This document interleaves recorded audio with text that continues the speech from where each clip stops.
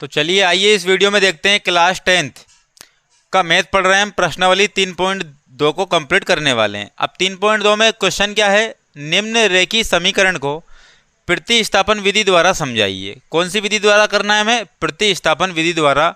ये आपको दिए। अब उसमें पहला क्वेश्चन क्या देखने को मिल रहा है, x प्लस वाई बराबर कितने हैं 14, x माइनस वाई बराबर कितने हैं 4 है। तो ये आपको क्वेश्चन देखने को मिल गया। तो यहाँ पर ये समीकरण नंबर क्या है, 1 है। ये क्या है, समीकरण नंबर 1। और ये समीकरण नंबर क्या हो गई, 2 हो गई। तो यहाँ पर बात कर लेते हैं, समीकरण नंबर 1 वहाँ हो गई। चलो ये तो फिर क्वेश्चन था, इसको डबल से उतारते हैं। यहाँ पर क्या कर रहे हैं हम, हल कर रहे हैं। क्या कर रहे हैं, हल। तो यहाँ पर डबल से उतारेंगे, x प्लस वाई बराबर कितने 14, ये समीकरण नंबर 1। और x माइनस वाई बराबर 4, ये समीकरण नंबर 2। ये समीकरण नंबर 2 हुई। तो यहाँ पर अब समीकरण नंबर 2 से हल करेंगे आप। तो यहाँ लिखेंगे समीकरण 2 से हल करने पर, समीकरण 2 से हल करने पर, तो यहाँ समीकरण नंबर 2 है, x माइनस वाई बराबर कितने होगा 4। तो x बराबर कितने होगा 4। जब माइनस का उधर जाएगा तो किसका हो जाएगा, प्लस का हो जाएगा। यानी कि x की वैल्यू कितनी निकल गई, 4 प्लस वाई, यानी कि ये समीकरण नंबर कितनी हो गई, 3 हो गई। यहाँ पर प्रतिस्थापन विधि से हल करना है। प्रतिस्थापन विधि क्या कहती है, दो स्थान है, क्या है स्थान, दो। इस स्थान को इस स्थान पे रखना है, इस स्थान की वैल्यू इधर रखना है, इस स्थान की वैल्यू कहाँ रखना है, इधर, और स्थान की वैल्यू कहाँ रखना है, इधर। तो इसी को कहते हैं हम दो स्थान, इन दोनों के स्थान अगर हमने प्रतिस्थापन कर दिए, प्रति यानी कि प्रत्येक को स्थान बदल दिए हम, तो उसको कहेंगे हम प्रतिस्थापन विधि कहेंगे। अब इस प्रतिस्थापन विधि के माध्यम से इन क्वेश्चनों को सोल्व करने की हम कोशिश करेंगे। तो यहाँ पर हमने समीकरण नंबर 2 से हल किया है। x माइनस वाई बराबर कितना था, 4। तो x माइनस वाई बराबर 4 था। तो x बराबर जब माइनस के y इधर आएंगे तो प्लस के हो जाएंगे, x तो 4 प्लस में क्या होगा y। तो ये समीकरण नंबर 3 बन गई। अब x की वैल्यू निकल के आ गई है। तो अब x की वैल्यू देखो, समीकरण नंबर 2 को तो हल किया ही है, तो हम समीकरण नंबर 1 को हल कर लेंगे हम। तो यहाँ पर लिखेंगे कि समीकरण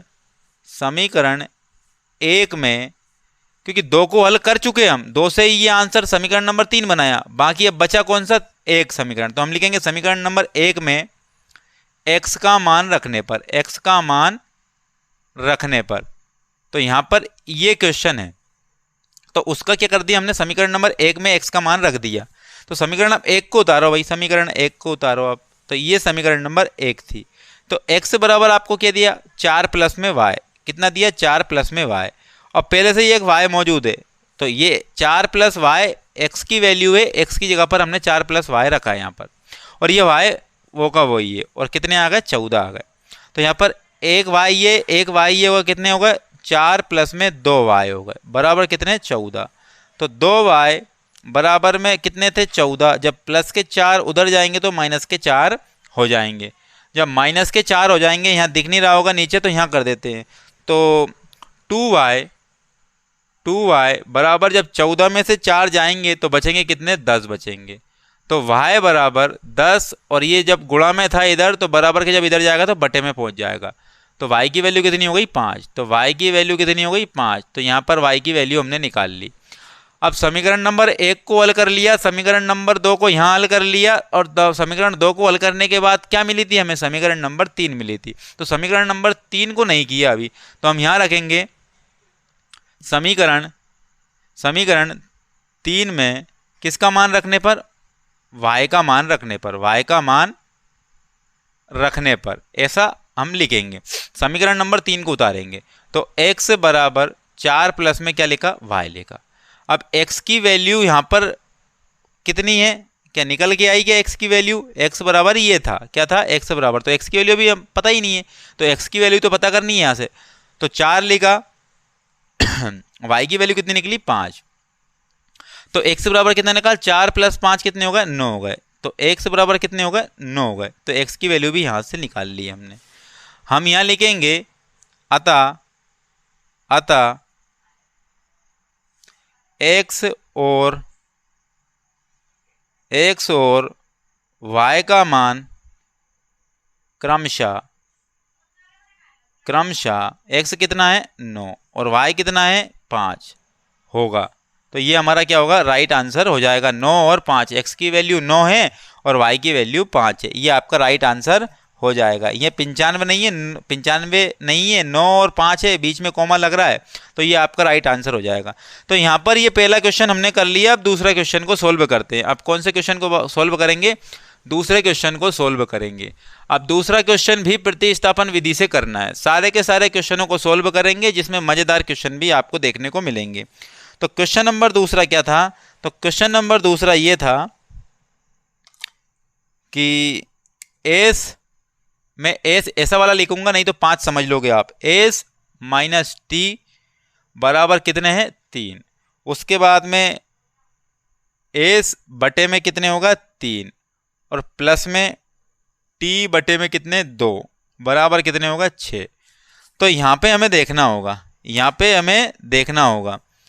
तो यहाँ पे हमें क्या देखना होगा, ये कि यही वैल्यू हमें इधर उतार देनी है। तो एस माइनस टी बराबर कितना आ गया, 3, और ये समीकरण नंबर 1 हो गया। ये समीकरण नंबर 1 हो गया। अब यहाँ से देखना है आपको, यहाँ से क्या देखना है कि एस बटे में 3 प्लस में टी बटे में 2, टी बटे में कितना है, 2, बराबर कितने होगा, 6। ये समीकरण नंबर कितना है, दूसरा। अब यहाँ पर समीकरण नंबर 2 से ही हम दूसरा समीकरण बनाने की कोशिश करेंगे।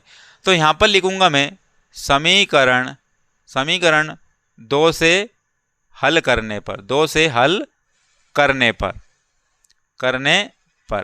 अब यहाँ पे देखो, आप समीकरण नंबर 2 किया था, एस बटे में 3 प्लस में टी बटे में 2 बराबर कितना था, 6। अब यहाँ पर 3 है और यहाँ पर 2 है, तो हमें इन बटे को मिटाना है। किसी भी प्रकार से हमें बटे को हटाना है। अब बटे कैसे हटेगा, तो बटे ऐसे हटेगा कि 3 और 2 का एलसीएम कितना है, 6।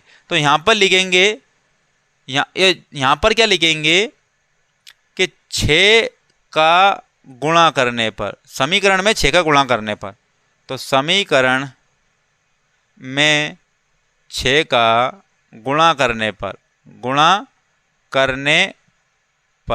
तो जब कभी भी आपको बटे में कोई संख्या आ जाए, अगर उसको आपको हटाना है तो उसका क्या ले लो, एलसीएम, और पूरे में एलसीएम का गुणा कर दो, बटा अपने आप हट जाएगा।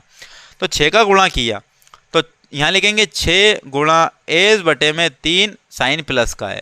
यहाँ पर भी 6 का गुणा करेंगे, टी बटे में 2 और बराबर 6, और यहाँ पर भी गुणा 6। तो 3 से कैंसिल किया, 3 दूने 6, 2 से कैंसिल किया, 2 तिया 6। तो यहाँ पर 2 का गुणा एस में होगा तो कितना हो जाएगा, 2s हो जाएगा, प्लस में 3 का गुणा टी में हो जाएगा, 3t हो जाएगा, बराबर में 6 चंगे कितने आ जाएंगे, 36 आ जाएंगे। और ये समीकरण नंबर कितना बन जाएगा, 3 बन जाएगा। ये समीकरण नंबर क्या बन जाएगा, 3। अब जब समीकरण नंबर हमने 3 बना लिया, तो समीकरण नंबर 3 कहाँ से बनाया हमने, समीकरण नंबर 3 हमने समीकरण नंबर 2 से बनाया। अब यहाँ पर एस की बारी, किसकी बारी, एस की। तो यहाँ पर लिखेंगे समीकरण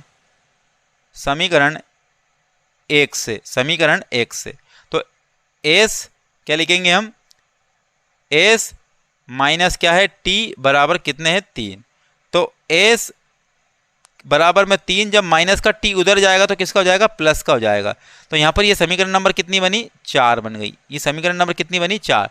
तो 1 से हमने चौथी समीकरण बनाई, समीकरण 2 से हमने तीसरी समीकरण बनाई। तो यहाँ पे बना ली। अब यहाँ पे बना ली तो एस का मान रख देंगे हम। एस का मान किस में रख देंगे, समीकरण नंबर 3 में रख देंगे। किस में रख देंगे, समीकरण नंबर 3 में। तो एस का मान समीकरण 3 में रखने पर, तो समीकरण 3 क्या है, समीकरण 3 है 2s प्लस में 3t बराबर में 36। ये समीकरण नंबर 3 है। तो यहाँ पर s का मान रखेंगे, तो 2 और क्या लिखा हमने, 2 लिखा, और s का मान कितना है, 3 प्लस t, कितना है, 3 प्लस में t। ये किसका मान है, s का मान है, और प्लस में 3t पहले से ही था, बराबर में 36। तो यहाँ पर 2 का इंटू कर दो, तो 2 का इंटू किया कितने होगा, 6, और प्लस में क्या होगा, 2t हो गया। कितना होगा, 2t, प्लस में कितनी होगा, 3t, बराबर में कितने हैं, 36। ये हो गई भाई। अब देखो 2t और 3t कितने होगा, 5t होगा। कितने होगा, 5t, और प्लस में क्या था, 6, बराबर में कितने होगा, 36। अब 5t यहीं रहेगा बराबर में 36। जब प्लस के 6 उधर जाएंगे तो किसके हो जाएंगे, माइनस के हो जाएंगे। 5t, अब 36 में से 6 गए तो बचे कितने, 30 बचे। तो यहाँ पर t बराबर 30/5 बटे में चले जाएंगे, तो 5 6 के 30। तो t की वैल्यू कितनी आ गई, 6 आ गई। t की वैल्यू कितनी आ गई, 6 आ गई। अब t की वैल्यू 6 है। अब यहाँ पर समीकरण नंबर 1 में रख देंगे t की वैल्यू, समीकरण नंबर 1 में रख देंगे t की वैल्यू, तो s की वैल्यू निकल जाएगी। तो यहाँ लिखेंगे समीकरण 1 में t का मान रखने पर, t का मान रखने पर, तो यहाँ पे ये हो गया। अब समीकरण नंबर 1 लिखा x नहीं है, s माइनस टी बराबर कितना लिखा, 6, 3 है, 6 नहीं है, कितने हैं, 3। तो यहाँ पे बस कुछ नहीं करना है, टी का मान रख देना है। तो एस लिखा माइनस टी का मान कितना है, 6 बराबर कितने होगा, 3। तो एस बराबर 3, जब माइनस का उधर जाएगा तो किसका हो जाएगा, प्लस का 6 हो जाएगा। तो एस बराबर कितने आ गए, 9। तो यहाँ पर लिख देंगे अतः एस और टी का मान क्रमशः कितना है, एस का मान 9 है और टी का मान कितना है, 6 होगा। तो यही हमारा क्या होगा, आंसर हो जाएगा। तो एस का मान 9 और टी का मान कितना हो जाएगा, 6 हो जाएगा। तो इस प्रकार से ये क्वेश्चन हम सोल्व करेंगे। और प्रतिस्थापन विधि से एक क्वेश्चन आएगा, 4 नंबर का आएगा। प्रतिस्थापन विधि से कौन सा, कितने क्वेश्चन आएंगे, एक क्वेश्चन आएगा।